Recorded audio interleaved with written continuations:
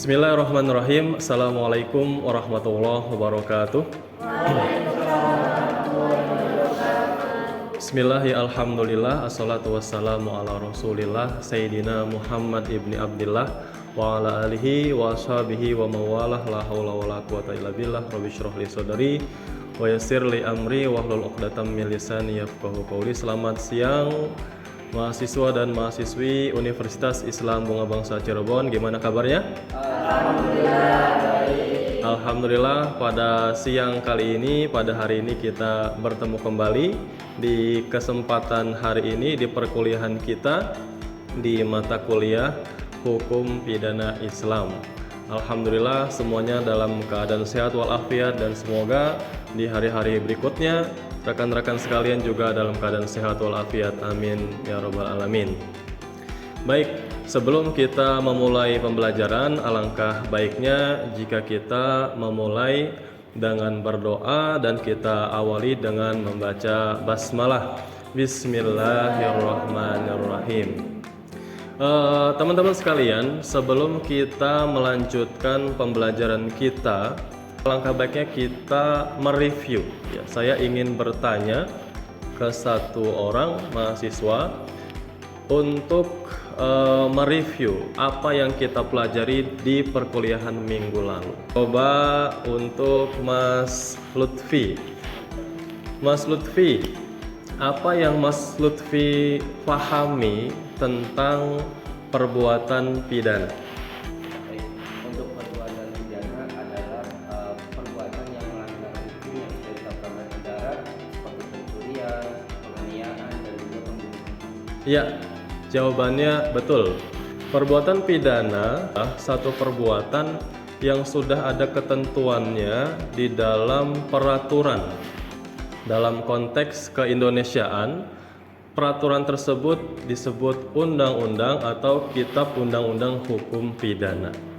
Nah, mudah-mudahan kita bisa mawas diri ya, kita bisa menjaga diri untuk tidak melakukan perbuatan-perbuatan yang dilarang oleh negara kita ataupun dilarang oleh agama kita ya.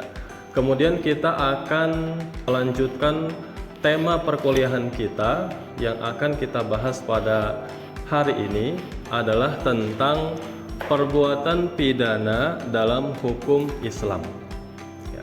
Kalau minggu lalu kita membahas tentang perbuatan pidana dan sumber-sumbernya, nah, pada hari ini kita akan membahas tentang perbuatan pidana, jenis-jenisnya, dan asas-asas dalam hukum pidana. Ya, atau dalam perspektif hukum pidana Islam. Sebagaimana kita ketahui, kita akhir-akhir ini seringkali mendengar banyak berita tentang perbuatan pidana. Ada pencurian, kemudian pembunuhan yang sekarang sedang ramai sekali. Kemudian yang tidak pernah habis yaitu adalah pidana korupsi, yang televisi memberitakan itu, kemudian media sosial menyodorkan itu kepada kita. Artinya perbuatan pidana itu selalu menghiasi layar kaca televisi, sehingga ya itu menjadi satu perhatian kita. Bagaimana kita sebagai mahasiswa atau kita sebagai akademisi mengantisipasi dan mengedukasi keluarga kita, orang-orang terdekat kita, dan masyarakat pada umumnya untuk jangan melakukan satu perbuatan pidana. Abdul Qadir Audah, ya, salah seorang ahli hukum Islam, beliau mendefinisikan bahwa perbuatan pidana adalah perbuatan yang dilarang oleh syarak, dan perbuatan tersebut baik mengenai jiwa, harta, dan lain sebagainya. Artinya perbuatan yang terlarang tersebut itu bisa membahayakan jiwa seseorang. Dan dalam Islam, jenis-jenis perbuatan pidana atau jenis jarimah itu ada 3. Yang pertama adalah jarimah hudud. Kemudian yang kedua adalah jarimah kisos dan diat. Itu yang kedua. Kemudian yang ketiga adalah jarimah takzir. Pak, Mas yang belakang yang pertama apa? Jarimah hudud. Kemudian Mbak Ola yang kedua jarimah kisos dan diat. Mbak yang ketiga jarimah takzir. Ya. Harus kita ingat-ingat bahwa di dalam hukum Islam ada pembagian perbuatan pidana. Ada jenis-jenis perbuatan pidana atau jarimah.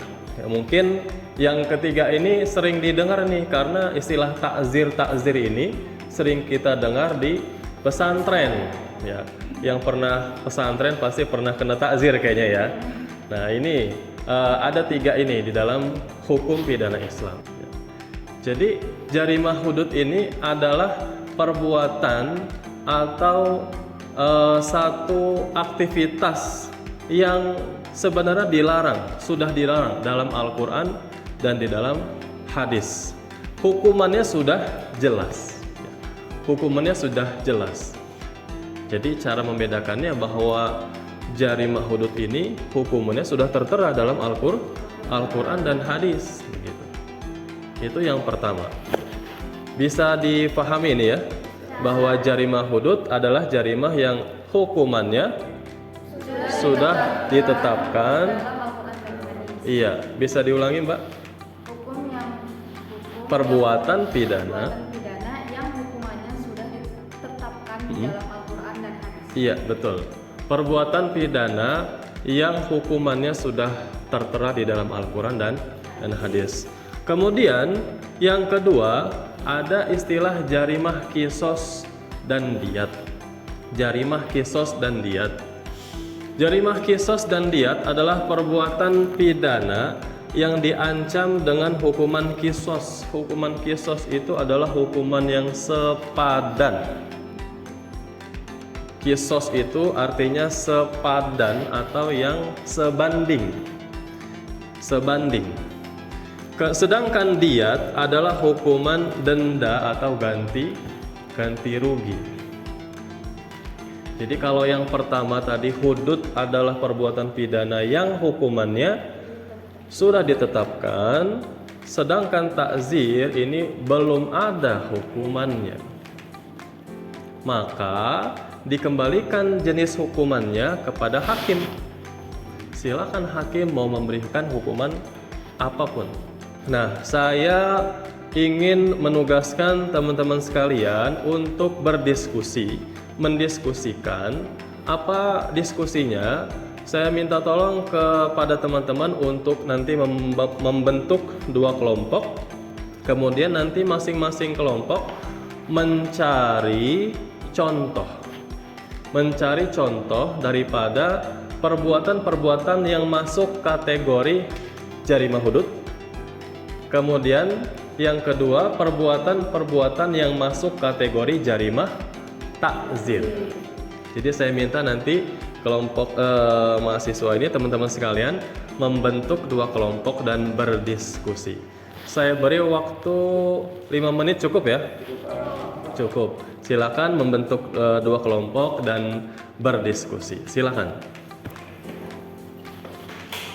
Dipimpin oleh satu orang, Mas Lutfi ya, yang memimpin diskusinya ya. Silakan didiskusikan dengan teman-temannya.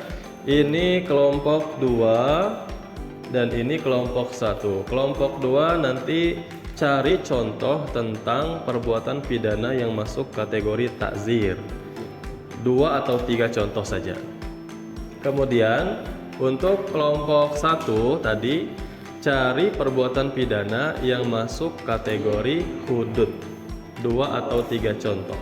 Setelah itu dipresentasikan. Ya, silakan.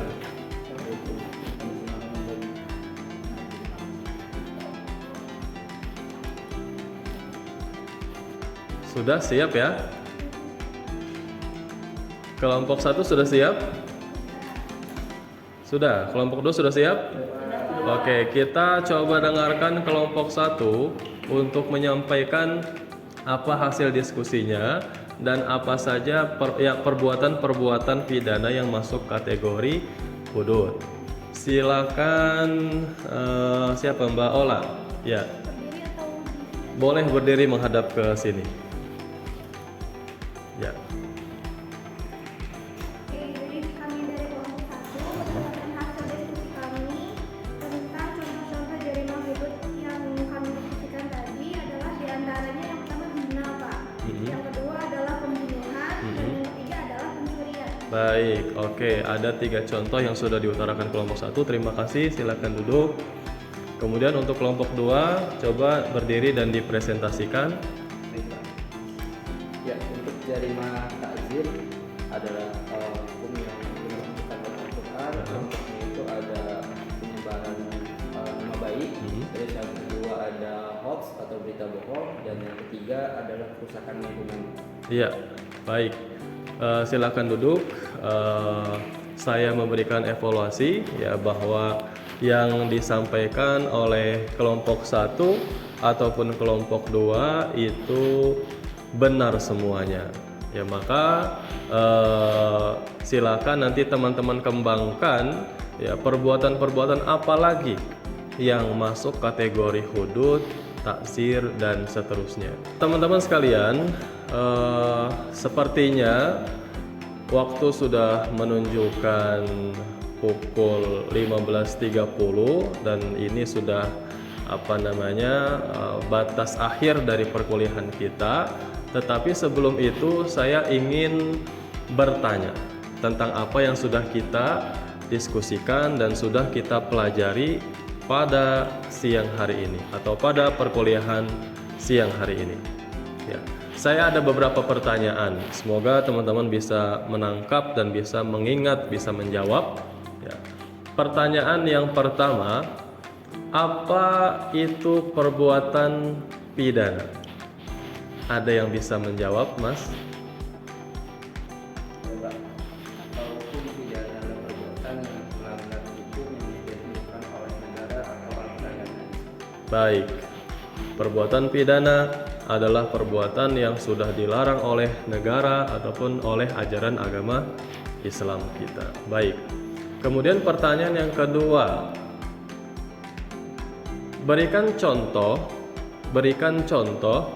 tentang jarimah hudud. Berikan contoh tentang perbuatan pidana yang masuk kategori jarimah hudud. Ada yang bisa?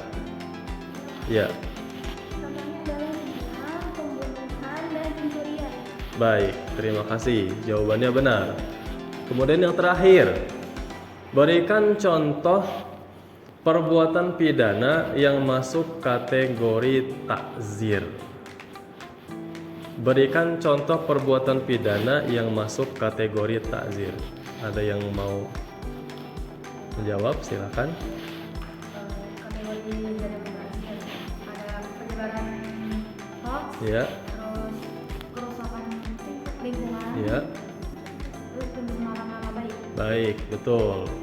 Penyebaran berita hoax, kemudian pencemaran lingkungan, kemudian pencemaran nama baik. Ya, teman-teman sekalian, semoga apa yang kita pelajari ini bisa menjadikan kita hati-hati untuk kita bertindak, untuk kita beraktivitas, bahwa ada perbuatan-perbuatan yang harus kita hindari karena itu adalah perbuatan pidana. Dan silakan melakukan perbuatan-perbuatan yang memang diperbolehkan oleh negara dan oleh ajaran agama kita. Terima kasih. Kita akhiri perkuliahan pada siang hari ini dengan sama-sama membaca doa kafaratul majelis. Subhanakallahumma wa bihamdika asyhadu an la ilaha illa anta astaghfiruka wa atubu ilaik. Terima kasih. Nanti saya akan meminta laporan tugas yang ada nanti saya sediakan kolom untuk mengumpulkannya di e-kampus yang ada di kampus kita. Terima kasih, mohon maaf atas segala kekurangan. Semoga apa yang kita pelajari bermanfaat. Assalamualaikum warahmatullahi wabarakatuh.